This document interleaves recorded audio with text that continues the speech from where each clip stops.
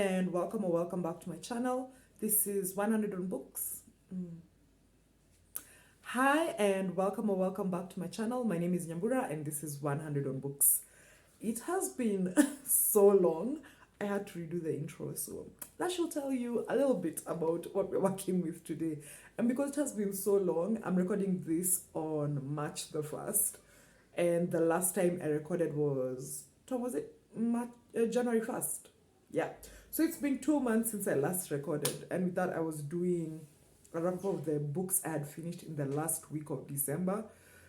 Well, if I try and do a weekly wrap up, like a wrap up of each book I've finished since then, week by week, we will never finish. So, what I'm aiming to do today is to speak for a minute or less about the books I finished in January, then have another episode where do a minute or less about each book I finished in February, and then after that get back to weekly updates. Right, so I have my phone here with me and I'm just going to read from my notes real quick and keep it moving. So the first book of the year was Fat Chance Charlie Vega by Crystal Maldonado, narrated by Carla Vega. So MJ, whose link I'm going to put downstairs, and I do this monthly buddy read, and this was my suggestion, so we alternate. And this novel follows the titular Charlie Vega as she's navigating grief, body issues, because the fat in the title is that Charlie Vega is a fat girl. She's on the large side. And, having these strong feelings towards this boy, but also not considering herself and generally not being considered by white American society as desirable. Yeah, there wasn't much there. I mean, and I don't say this as any diss to the book or whatever. It was like, okay, it was very issuesy, which I'm sometimes not too excited about, but like it did what it said it was going to do. There was a lot of body talk, so if that's not your cup of tea, I'm talking calorie restriction and all of that stuff, maybe avoid this. But I feel like it was a pretty good representation of a certain American teenagehood with a slice of grief that's like at the heart of the book, not deeply delved into, but acknowledging that Charlie, who recently lost her dad, and her mom are navigating their relationship together without this person who used to be the glue in their relationship and who basically used to keep them off each other's necks. So yeah, so that's the first book I finished. Then next was Shadow Life by Hiromi Goto, illustrated by Anzu. This is a comic book that I first heard of from Shannon over at That's So Poor. And That's So Poor, oh my gosh, right? That's So Poor. You know what? I'll put a link to her channel downstairs so that you can hear how she says it properly. And I've mentioned it in a previous Maktaba Maneno, some of you may recall this. So it's about an old Japanese Canadian woman who decides, you know what, I'm tired of living at this old people's home. I'm going to, if you can hear kids in the background, it's because I live in a society. I'm going to strike off on my own, do my own thing, etc. And we follow her as she literally, I mean literally, fends off death. She's like, I am not dying, sir. So go and look for another customer. As she also tries to make peace with her past. As I said, she's Japanese Canadian, and this was the first time I read anything that essentially made me learn that people of Japanese descent in Canada had been subjected to like pretty unethical and inhumane stuff because of World War II and the Japanese being on the other side from Allied forces, right? Yeah, and so on. And yeah, so it also had that element. It has some queer rep also, which was so interesting to witness because we often desexualize older people and especially older women, and the fact that she's negotiating life, negotiating family in the face of the last years of her life was just really beautiful to read. Then Right, what's the next one? The Black Flamingo, which I listened to, and it's written and narrated by Dean Atta. It was really good to see a black YA, new adult queer representation coming of age book that's set in the UK, because so often a lot of these queer books are set in the US, and it's almost like to be black and queer you have to be American or something, and of course that's not the case. Like, there are black people everywhere, there are black queer people everywhere black people are to be found. And so yeah, this was interesting. This follows a kid who is, oh my gosh, I don't have his name, and you know what, this we're staying under 1 minute. Yes, who is biracial. He's half Greek, half uh, Jamaican British, and he's estranged from his father, but he has a good relationship with his father's brother. And yeah, so he's, again, there's this theme of navigating these parts of your life. Like, what does it mean to be queer? What does it mean to be a cis man who likes to engage in drag? What does it mean to be biracial? What does it mean to straddle these two racial groups and so on? Yeah, I mean, if you like a coming of age novel, this is a good one to pick up. The next book I read was Swim Team by Johnny Christmas. I heard about this middle grade title from Vina over at Miss WC Reader, and it follows our main character as she moves to Florida and finds herself in a situation where she must swim, where previously the activity she would have engaged in would have been like math club or something like that. So she does it because she needs, to take a class. For me, as a person who grew up in Kenya and went to like Kenyan schools, I generally cannot relate to this idea of having to sign up for classes or having to do this because the other class has too many people. I mean, at the university level, yes, you will experience something like that, but for us, like, before you go to uni, a lot of stuff is decided for you, and not just because of how many people signed up for a class or not. And so, anyway, that's a random aside. It's a slice of life moment from me. But yeah, and her identity is predicated a lot on being smart, on having this connection with her father, but like her skills in maths. And so their relationship is shifted by the fact that she starts swimming. She connects with an older woman in her building who helps her learn how to swim because she comes to Florida not knowing how to swim. And yeah, this book also really tackles the particular historical issues that come with black people, because I don't know if I mentioned this at the top, our main character is a black girl, that come with black people swimming in shared swimming spaces and so on, which is pretty charged if you've read anything about it. And it's touched on in a host of ways.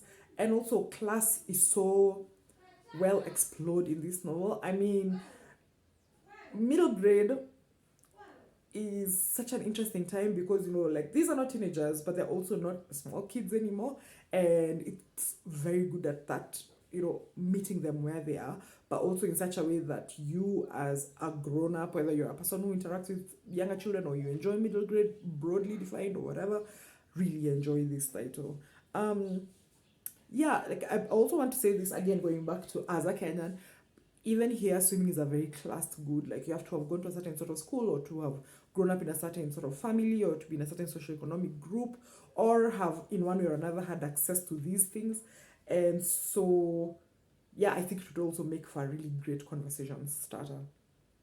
Next, Sorrow and Bliss by Meg Mason, narrated by Emilia Fox. I picked this up because it was on the Women's Prize shortlist for 2022, and it follows a certain type of Western white depressive woman, who's like, adored by the people in her life, but like, she's just sort of like meandering through her adult life and also through her teenage years.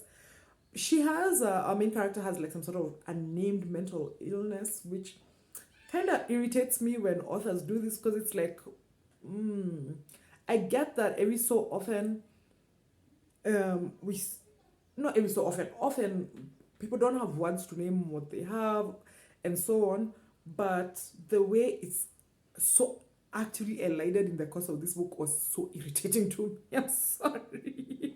And Also, I should mention that our character comes from a particular sort of English family, which is, it has like, she lives in this decrepit house, but because of some family connections and so on, can go to a fancy school and get a good education, lives in Paris for some time because, she happens to have this boss who's very generous towards her and so on.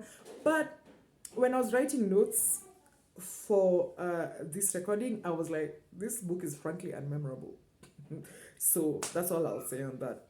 The next book I read was When Life Gives You Mangoes by Karen Getton, which was narrated by Jamia Kamara. So this was recommended to me by Winnie at Prestige Bookshop, and it was the first physical book of the year. So as most of you may know, because of a host of reasons, I generally avoid buying books because I'm so afraid of buying a book I will not love, etc. And also because new releases are so hard to come by here, and when you get them, they're so expensive. Most of my reading is electronic, but this, as I said, was recommended, and I'd also seen Book of Scenes talk about it over on Instagram. I'll post a link to Prestige and Book of Scenes' Instagram down below. And so I was like, oh yeah, fine, I'll take it. And this was a hybrid read, so I listened to the audiobook and I read that edition, and my gosh.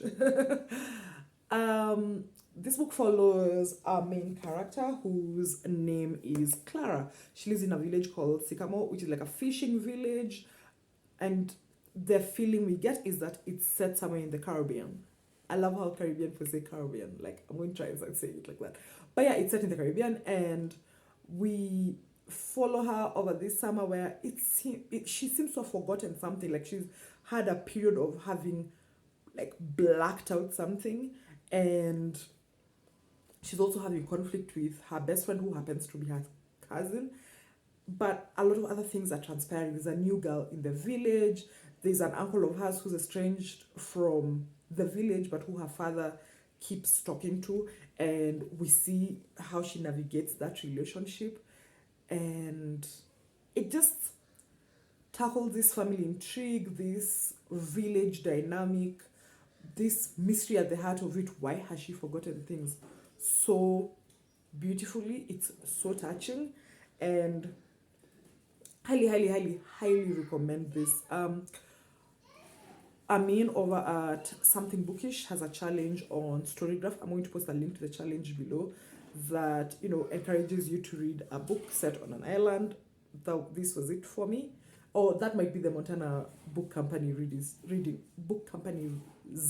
reading challenge, which I found out about from Greg over at Supposedly Fun.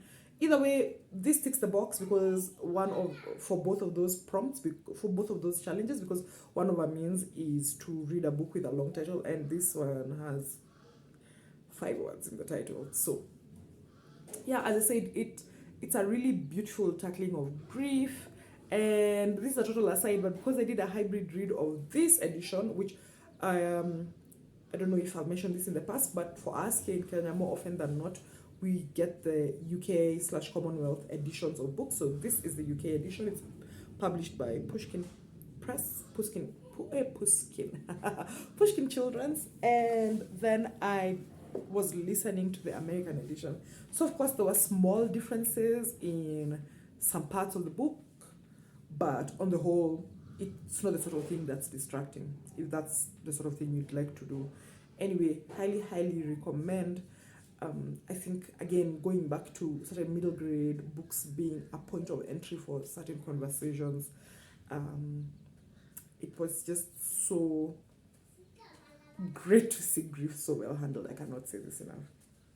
The next book I read did not impress me as much as When Life Gives You Mangoes did, and that's Patriarchy Blues, Reflections on Manhood by Frederick Joseph, narrated by Preston Butler III and Novell Jordan. This was another hybrid read, and as the first nonfiction of the year, my friends, if I wasn't the sort of person who's just galloping through books often, this book would have, I would say it would have put me in a reading slump. It wouldn't have, but still, like, it had this memoir adjacent energy that I actually do not care for. And some of you may remember that last year I was like, yeah, I'm going to stay away from memoirs. I'm going to stay away from memoirs. And then guess who did not stay away from memoirs? It's me, it's your boy. I did not stay away from memoirs. So yeah, this has that mix of, talking about cultural issues, social issues, and then merging it with reflections on the author's life. And yeah, it was mid at best. I actually say that on Twitter, this book was mid at best, so let's keep it moving. Next one was also a hybrid non-fiction read. Now, if you're wondering to yourself, Michael, do you not learn anything? Part of it is that I was reading them at the same time, so that's part of the reason they were finished close to the same time, but also clearly I'm a glutton for punishment. And that's Belly of the Beast, The Politics of Anti-Fatness as Anti-Blackness, written and narrated by Dashawn Harrison.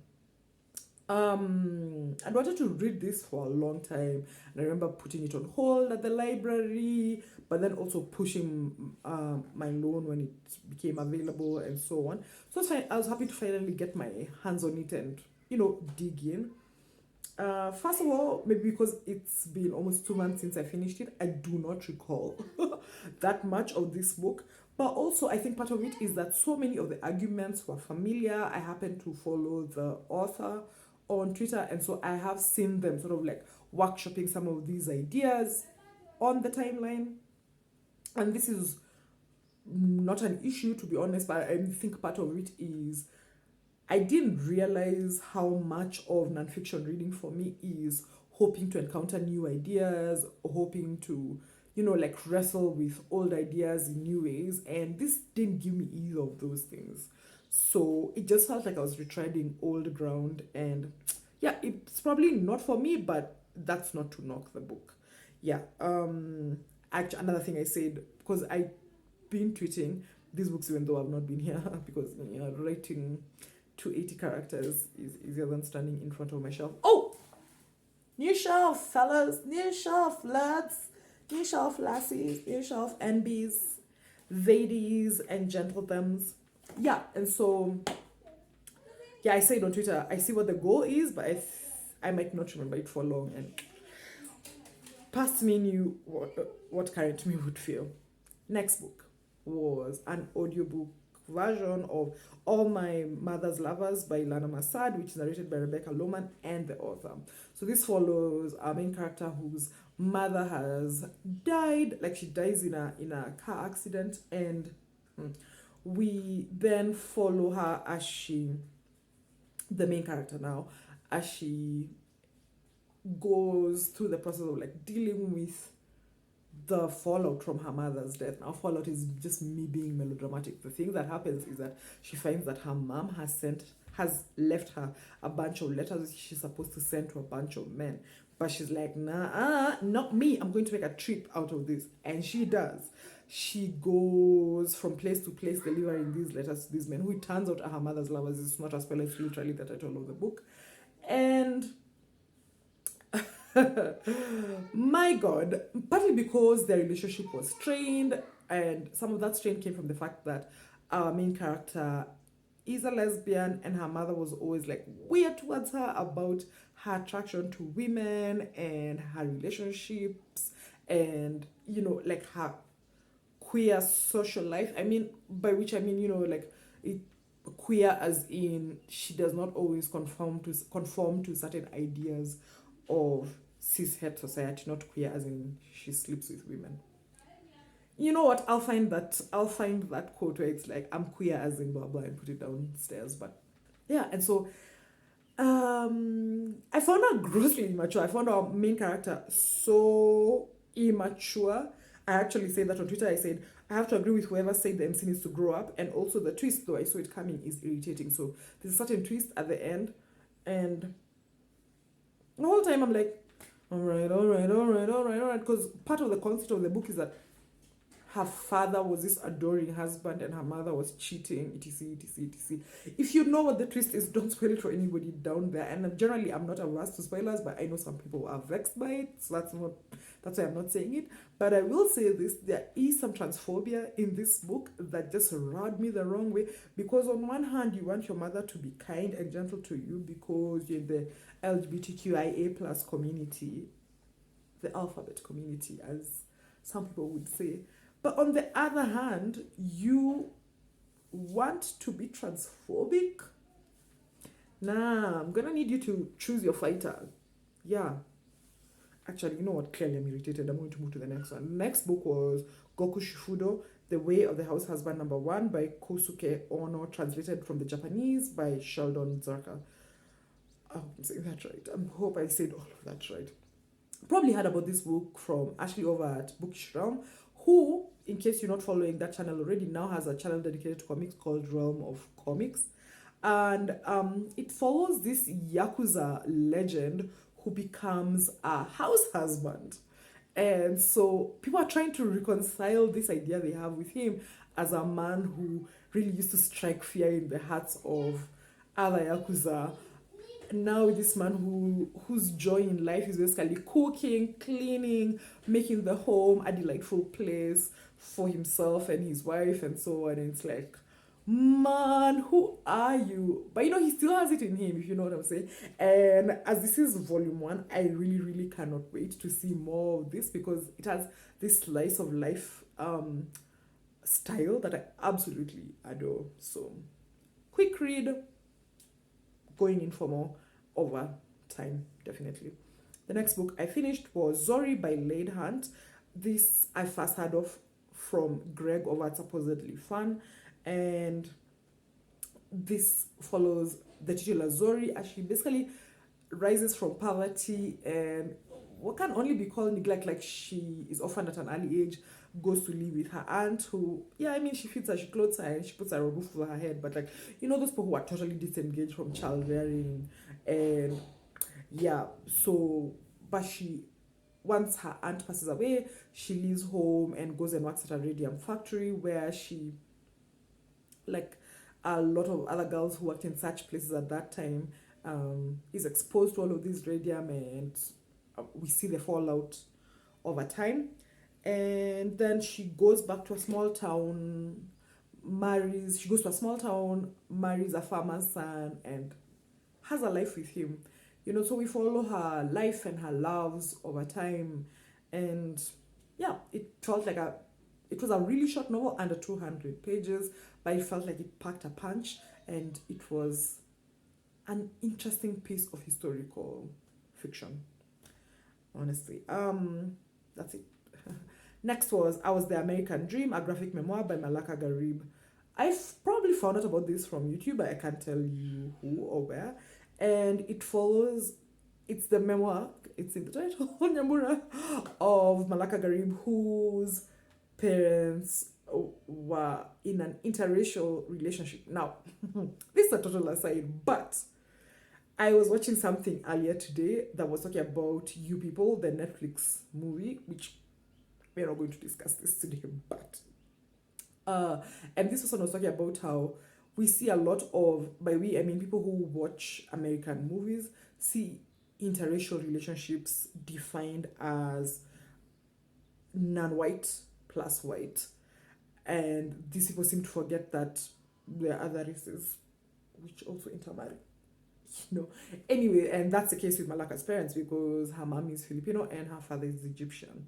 And so she navigates this biracial identity without whiteness at its core. And that's very refreshing to see.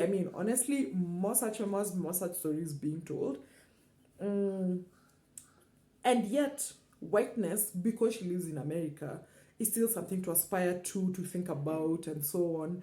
And the fact that she lives in the sort of context which, judging from what I've read about America, is not uncommon. The sort of context where you are surrounded by other non-white people, for instance, and white people are only surrounded by other white people, and so on, means that whiteness is this almost fictional thing that is created from watching TV and so on.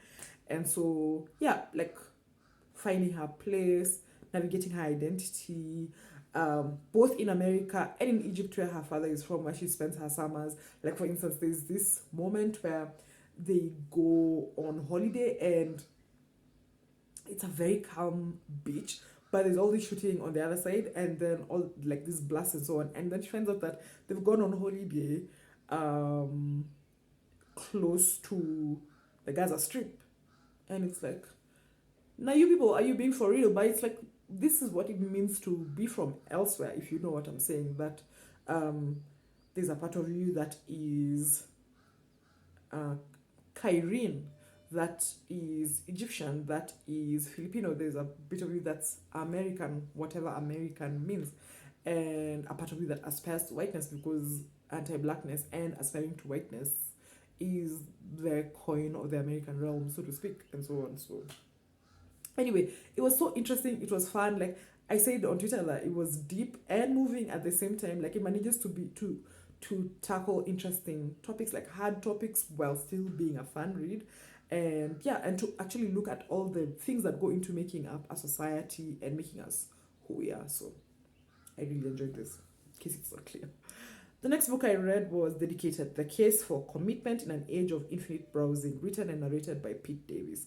I first heard about it on the Happiness Lab with Dr. Laurie Santos. And yeah, it had a strong argument at its heart, which is that we need to start and stick with something, and we are currently living in a culture where we are encouraged to pick and drop things, just like this.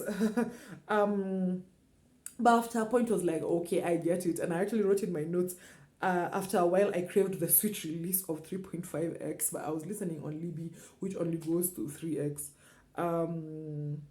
Yeah, it just, someone said on Storygraph, and I have to agree with them, this could have been an article.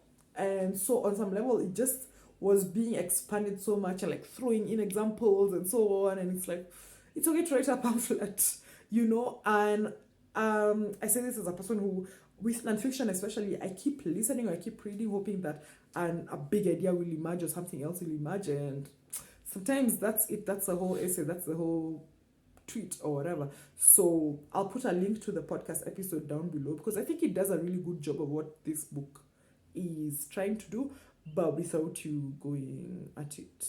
I mean, like listening for ages and ages and ages. Right. The second last book I finished in January was The New Age of Empire, How Racism and Colonialism Still Rule the World by Kehinde Williams.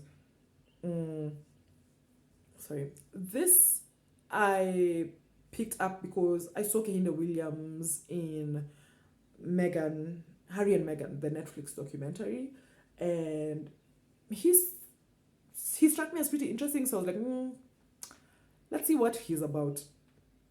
So I went, picked up his book, and yeah, I think if you know a few things about British Empire, this is not really going to be new material. It's going to be like, yes, slavery, yes, capitalism, yes, empire, yes, these ideas, you know what I'm saying? Like, this stuff will be familiar to you. And so I just want everybody to keep that in mind. Going back to the fact that I am a Kenyan, now when will I not bring it up? Kenya was a British colony until 1963, which means we are a pretty young country. This country turns 60 this year. And so it's not that far removed from our personal histories and our country's history and so on. And those relationships remain to this day. So for instance, the company known as Unilever, which is discussed in the book, has large holdings in this country still, in factories and so on. And actually, while I was reading this book, I was in a town called Kericho here in Kenya, where there are lots of tea farms. I'll see if I can't put some images here so that you see what they look like. And there was a tree at this arboretum we went to called Chagaik, where the tree had been planted by the Unilever chairman at that point.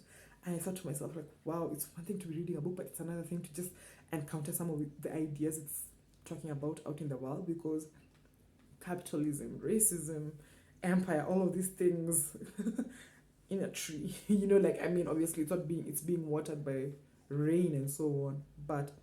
And then, just for added context, recently there was a BBC expose about how some of these British-owned tea farms have had incidences of sexual harassment of women on those farms. And this is also in the context of in the last 6 months, for instance, people losing their lives, specifically a child losing his life on a tea farm because of like mechanization that's been happening and all these issues that have to do with worker rights and so on. And so this book is a good read actually, insofar as really helping you situate um, the effects of empire, and the fact that Kehinde Andrews also talks about how the baton of empire was sort of handed off from the British to the Americans, and plus change, plus même chose, the more things change, the more they remain the same. I probably butchered that in French, but yeah, it's just something to read. As I said, if you have been thinking about empire, if you read a few books, if you come from one of those countries where the sun never set on the British Empire, some of this stuff will be familiar. But yeah, it's something you might consider picking up. The last book I finished in January was If I Survive You by Jonathan Escoffery, narrated by Torian Brackett.